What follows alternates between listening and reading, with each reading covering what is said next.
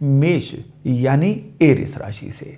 अब सबसे बड़ी बात क्या है कि मेष वालों के लिए इस गुड न्यूज से ये महीना शुरू होगा कि जो भी चीज का कोई आपको वेट था ना काफी दिनों से, यानी अगर आप किसी रिप्लाई का वेट कर रहे थे, किसी रिजल्ट का वेट कर रहे थे, कोई कोई प्रोसेस था जिसके पूरा होने का वेट कर रहे थे, तो मार्च में वो चीजें आपके लिए संभव हो पाएंगी। लेकिन उससे पहले काफी शोर शराबा होने जा रहा है, उससे पहले काफी उत्पात मचेगा, जो आप समझोगे कि चीजें खराब हो रही हैं, लेकिन दरअसल वो आपकी इच्छा पूर्ति की तरफ जा रही हैं। वाय इच्छा पूर्ति, कुंभ राशि जो आपकी इच्छा पूर्ति का भाव है, वहां पे चौकड़ी चल रही है, सूर्य मंगल बुध और राहु। 11वें भाव का मतलब होता है आपको मिलने वाले लाभ, आपकी इच्छा पूर्ति, आपकी नेटवर्किंग और मल्टीपल सोर्सेज से आपके जीवन में आने वाली इनकम।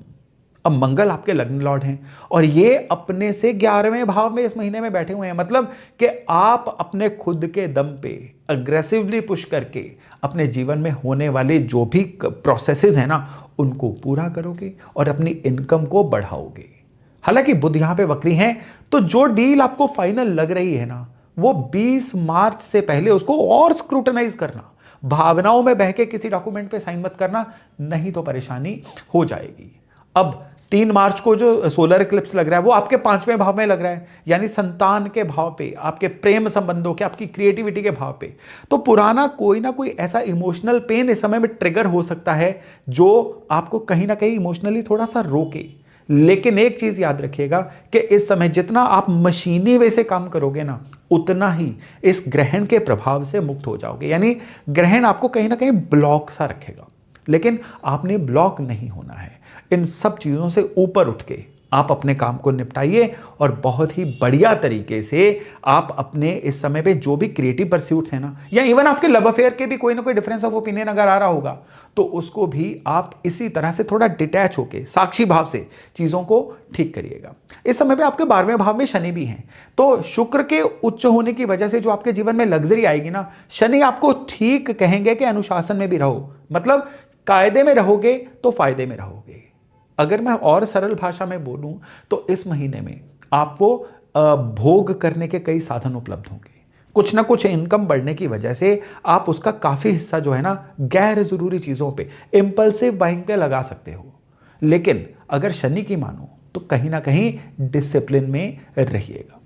इस महीने में पहले 3 हफ्तों में कोई मेजर कॉन्ट्रैक्ट साइन अगर करना है ना बहुत देखभाल के करिएगा, क्योंकि मरकरी के वक्री होने की वजह से क्या होगा कि आप किसी ना किसी भावनाओं में बहके या किसी गलत जगह पे साइन कर सकते हैं, किसी की गारंटी गलत डाल सकते हैं और उस वजह से भी आपको काफी परेशानियां आ सकती हैं। और सबसे बड़ी बात क्या है कि अगर वो स्टूडेंट जो मेष राशि के हैं कंपटीशन इस महीने में अपेयर होने जा रहे हैं तो कंपटीशन से मत डरिएगा, क्योंकि इस महीने में राहु जो है ना ये पूरी तरह से आपको फॉर्म में रखेंगे और जो भी कंपटीशन होगा आप मेष राशि वाले उसको बड़े अच्छे से निपटा सकते हैं। अब 14 मार्च के बाद आपके जो सूर्य हैं वो भी शनि को ज्वाइन कर लेंगे, 12वें भाव में चले जाएंगे। अब यहां पे क्या होगा कि थोड़ा सा बिहाइंड द सीन वर्क्स जो है ना वो ज्यादा होने शुरू हो जाएंगे। पब्लिक इमेज से ज्यादा आपको अपने प्रोसेसेस को सही करने पे बहुत ध्यान देना होगा। मैं कैसा दिख रहा हूं, लोग मेरे बारे में क्या सोच रहे हैं, छोड़ दो इसको, 1 महीने के लिए छोड़ दो। अब 1 महीने के लिए आप जो कर रहे हो क्या वो एथिकल है, आप जो कर रहे हो उसके प्रोसेसेस सही हैं, स्ट्रक्चर सही है, आपका सिस्टम सही है, बस इस चीज पे ध्यान दीजिएगा। क्योंकि सबसे बड़ी बात क्या है कि इस महीने में राहु जो आपके 11वें भाव में एक चौकड़ी बना रहे हैं ना वो क्या करेंगे कि कुछ अनक्लियर सोर्सेज से भी आपको इनकम दे सकते हैं। इसलिए अपने टैक्स मैटर्स को या जो भी लीगल क्लैरिटी होती है ना उसको बहुत सही रखिएगा, नहीं तो आने वाले समय में कहीं ना कहीं कोई परेशानी हो सकती है। तो भाई मेष राशि के जो लोग होते हैं ना इनमें सबसे बड़ी प्रॉब्लम होती है इम्पेशेंस, धैर्य की कमी। मार्च में आपको 20 मार्च तक तो धैर्य बहुत ज्यादा बना के रखना है जब तक बुध वक्री है। बुध के डायरेक्ट होने के बाद जो आपके कामों में स्पीड आएगी ना वो आपको खुद को भी हैरान कर देगी, इतना पक्का है।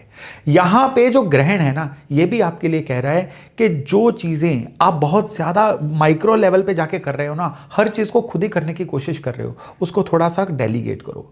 अपना लोगों के ऊपर विश्वास करना भी तो शुरू करो। यानी आप अगर ये सोच रहे हो ना कि ये काम मेरे से बेहतर कोई नहीं कर सकता तो छोड़ दो, लोगों के ऊपर थोड़ा सा विश्वास करके इस समय पे अपने लिए समय बनाओ। और यही जो समय बनाओगे ना ये आने वाले महीनों में आपकी और इनकम बढ़ाने की नींव रखने जा रहा है। अगर हेल्थ मैटर्स की बात करें तो इस समय में आपको लेग्स की, घुटनों की या पैरों की कोई ना कोई तकलीफ आ सकती है। इवन इस बॉडी पार्ट में आपको कोई ना कोई चोट वगैरह लगने के भी योग इस महीने में बन रहे हैं। इसलिए यथासंभव जब भी फिजिकल एक्टिविटी आप करोगे ना, उसमें अपने घुटने, काफ मसल्स, टखने, पैर, इन चीज़ों का ज़्यादा ध्यान रखिएगा। और रही बात उपाय की, तो इस महीने में जो ग्रहण काल है ना, उस दिन आपको ओम नमः शिवाय का जब ग्रहण काल के दौरान कम से कम 108 बार करना है।